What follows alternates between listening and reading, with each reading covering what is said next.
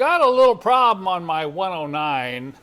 The door locks are not working. So that probably means a vacuum leak somewhere in the system. So which door is it? It's probably an actuator. Who knows? It might be the tank, maybe the trunk. What's the best way to find out quickly where the vacuum leak is in these old vacuum door lock systems? Now here's the line, the yellow line that goes to all the door lock systems. I had an old German buddy, he used to use cigarette smoke, but I'm not so sure that's the best way to go. So enter our smoking machine.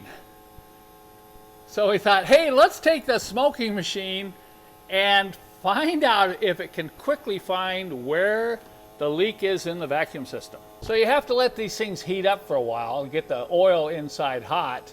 And once they get hot, then we're going to see if we get smoke coming out of the nozzle, and then we can plug it into the vacuum line near the firewall. I think we got some smoke. What do we got here? Look at that smoke. Okay, let's plug it in. Get it plugged in quick. I can't get that plugged into that vacuum line. Hurry, hurry, quick. Now, where do you think? Who wants to wager which door is leaking? Don't forget the trunk.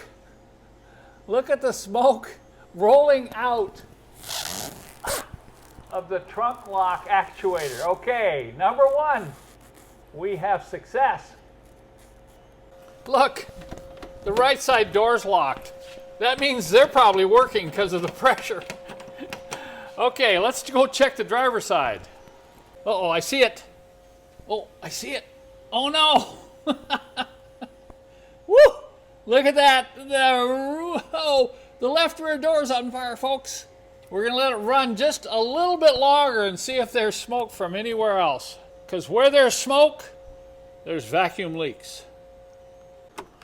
While running this test, one thing you can do is move the locks manually up and down and then recheck, because it might be only leaking on one movement of the actuator.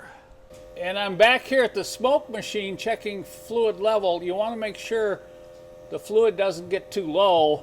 Also on these little smoke machines, if you got too much fluid in there, it won't get hot enough to smoke.